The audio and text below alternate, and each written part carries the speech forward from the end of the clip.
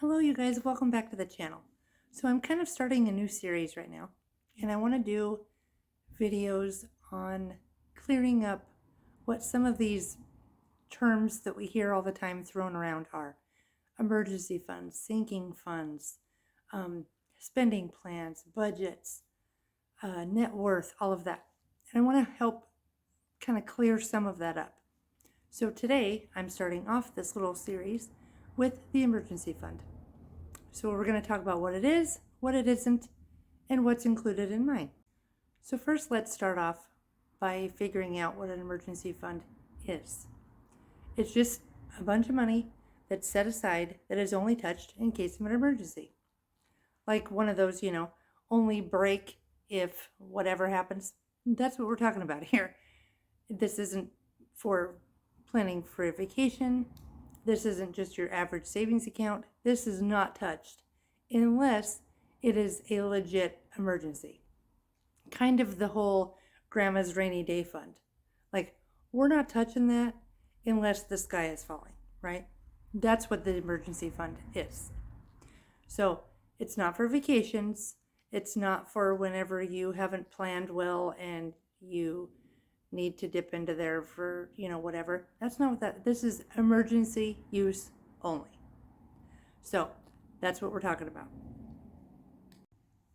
So now let's talk about what's in mine. So I have my mortgage payment, all of our utilities. And for me, that also includes my Wi-Fi, because I have this YouTube channel and that's important for our phones and all of those kinds of things.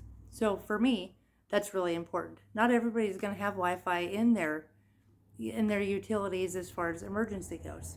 Some people might see it as a extra expense or whatever. But for me, that's included. And of course, you have, your water, electricity, all of those things. But also groceries. And when I say groceries, I mean legit groceries. You go to the store or call ahead, whatever, pick them up, but you make them at home. Because in my emergency, I'm thinking a worst case scenario. So I'm not going to dinner. I'm not, ordering takeout. I'm not doing any of that. So mine is groceries. And then we also have transportation, which we don't have a car payment, but that includes our gas. And in a 6 months emergency fund, which is what I have, and that's kind of seems to be the general goal is 6 months. And so, although lately I'm thinking we should bump that up to a year, but anyway, that's for a different video. So we would have a couple of different oil changes during that 6 months period of time. And so that's included in mine. The next thing that's included is all of our insurances.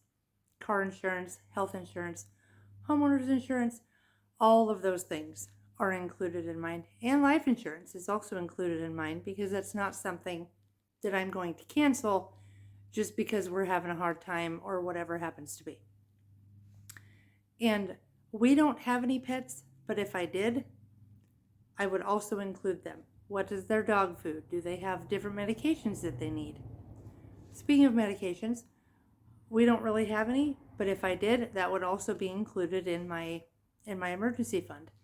Whatever my co-pays or whatever happens to be for my medications. Now, if this emergency was the fact that you lost your job, that would be a different story, because then if your insurance is connected to your job, that would be something that you would want to look into as far as what are my options and how much is that going to cost. If there's a medication that you have to have and you have this on an everyday or regular basis, you want to know what you're looking at. That would go in there also. So I hope this kind of clears up some of what an emergency fund is.